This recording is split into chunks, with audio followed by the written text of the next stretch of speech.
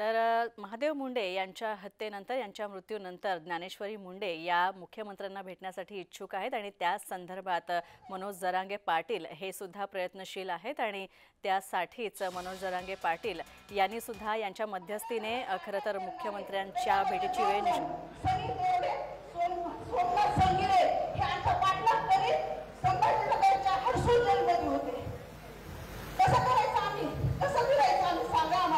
न्याय द्या। अरे काही लोक आहेत असे की ते बिस्किटावर जगतात म्हणून त्यांच्या मागे दुखतात, पण हे ना आज हे सगळं संपवायचंय आणि आम्हाला न्याय मिळवायचा आहे। कारण का आमच्या पाठीशी संघर्ष होता मनोदाता आहेत आणि आम्हाला अपेक्षा आहे की आम्हाला न्याय मिळवून आहे। कारण का आमच्या मालकांनी असं काही केलेलं नाही, त्या गोष्टीची गुन्हे आमच्या माणसांवर लावलेले। आजची वेळ जी आलेली आहे फक्त वाल्मिकीकरणामुळे आलेली आहे। आज जो आहे तो त्याला वाटत असेल की मी सगळं काही केलेलं आहे, पण जर पुढे यायला लागले तर नीती न्याय द्यायला लागलेली आहे आणि नीतीच्या ह्याच्यामध्ये आम्हाला संघर्ष योद्धा आमचा भाऊ आमच्या पाठीशी उभा राहिलेला आहे। आज आमच्या समोर आमचा रक्ताचा आमच्या पाठीशी नाही काय म्हणून असं विचारणारे आमच्या पाठीशी आमचा भाऊ उभा आहे, हक्काने सांगू शकतो। याच्यामध्ये सांगा मला कुठं जात आली माझ्यासाठी बोलणारे शिवराज बांगर, बाळा बांगर, भगवान राजे कदम हे सगळे एक होऊन आज आमच्या पाठीशी उभे आहेत। आज त्यांच्या बाहेर चप्पल नाहीये, ते सगळे मिळून पडतायत, कुणासाठी संघर्ष आमच्यासाठी करतायत। त्यांना एकही रुपयाचा एक लाभ नाहीये। आमच्याकडे माणसं पैशासाठी काम करणारे नाही तर माणुसकीसाठी काम करणारे आणि आम्ही हा धडा छत्रपती शिवाजी महाराजांच्या ह्याच्यातून शिकलेलो आहोत की अन्यायाला वाव द्यायचा नाही, अन्यायाविरुद्ध लढा करायचा आणि तीच तलवार म्हणजे शुक्ती महाराजांची।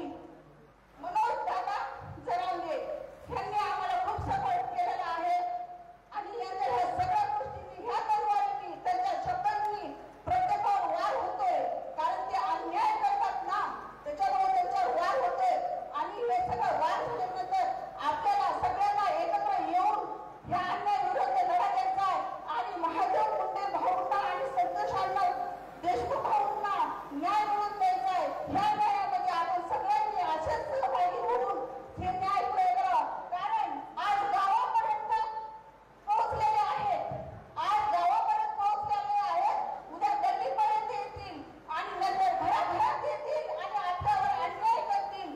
किती दिवस गपची बसणार आहेत? किती दिवस गपची बसणार आहेत? जोपर्यंत तुमच्या घरामध्ये येत नाही तोपर्यंत तुम्ही गपची बसणार आहेत।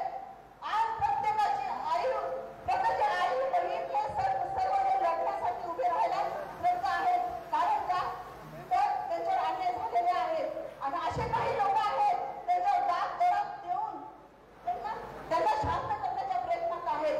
फक्त मला एवढंच सांगायचंय की जी माझी केस आहे ह्याच्यामध्ये आमचे लोक कसल्याही प्रकारचे विरोध नाहीये, ह्याच्यामध्ये आम्हाला खोट्या गुन्ह्यामध्ये बोललेलं आहे आणि पवन भाऊ किती आणि महादेव किती आणि त्याच्या सोबतचे जेवढे आहेत त्यांचा कसलाही दोष नाही।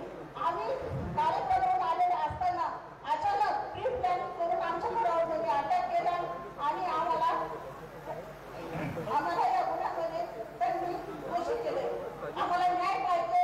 मी म्हणून त्यांना एवढीच विनंती करते की मला न्याय द्या, कारण मी न्यायाची भिकारी आहे। मी हात पसरते, माझ्यावर अन्याय झालाय, मी न्याय मागायला कुठेही जाऊ शकत नाही, कारण मोठे मोठे म्हणणारे आहेत ते न्याय देऊ शकत नाहीये। त्यांनी आजपर्यंत आमच्या वरंड्याला आमच्या उमऱ्याला पायही लावलेला नाहीये, येऊन विचारलेलेही नाही, कारण हे सगळे दोषी आहेत। एका गटात ते सगळंच आहे।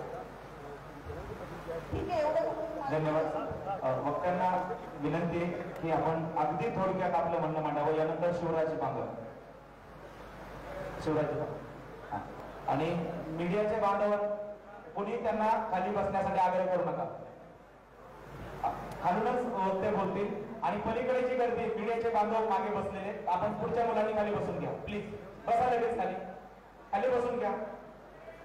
यानंतर शिवराज बांगर आणि सगळ्या वक्त्यांना विनंती आहे आपण वेळेची मर्यादा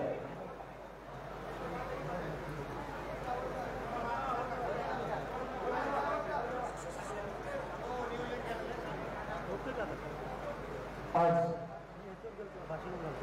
साहित्य रत्न अण्णाभाऊ साठे यांची जयंती. आता बीडमध्ये संतोष देशमुख यांच्यानंतर महादेव मुंडे यांचं सुद्धा हत्या प्रकरण समोर आलं होतं आणि त्यांच्या मृत्यू प्रकरणानंतर त्यांच्या पत्नी ज्ञानेश्वरी मुंडे या भावूक झाल्या होत्या आणि लवकरात लवकर सातत्याने त्यांच्या मारेकऱ्यांना अटक करण्याची मागणी ज्ञानेश्वरी मुंडे आणि त्यांचे कुटुंबीय करत होते. आणि त्यानंतर मनोज जरांगे पाटील हे सुद्धा मुंडे यांच्या मदतीला आलेले आहेत.